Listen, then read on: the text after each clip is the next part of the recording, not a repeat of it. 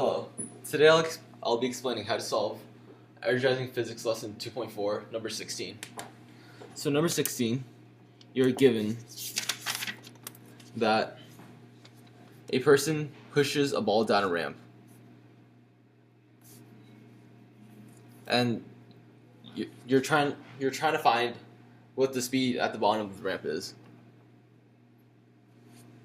And so what you're given, since you're not given any actual numbers, what you're only given are the variables which you need to make the equation for the velocity at the bottom of the ramp.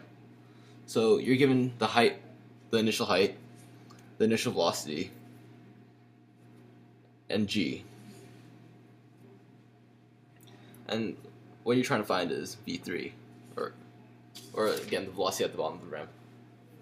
And so the important equations to remember is that E1 is equal to E2, KE is equal to 1/2 mv squared, and that GPE is equal to mgh.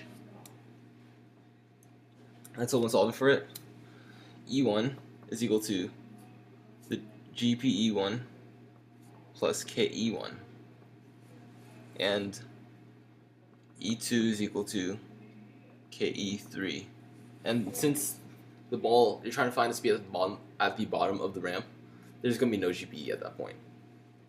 And so plugging in the equations, we get that E1 equals mgh1 plus 1/2 mv1 squared, and E2 equals 1/2 mv3 squared.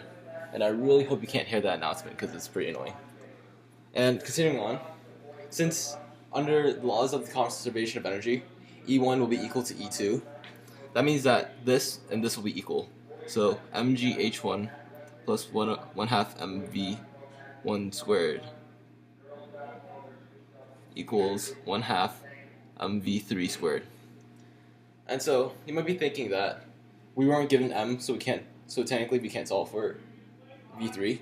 But since m shows up in all three parts of the equation, you can cross that out and simplify it. And simplifying further, we can multiply both sides by 2 and get 2gh1 plus v1 squared equals v3 squared. And finally, to solve for v3, we just take the square root of both sides. So v3 will be equal to the square root of 2gh1 plus v1 squared. And that's the final answer.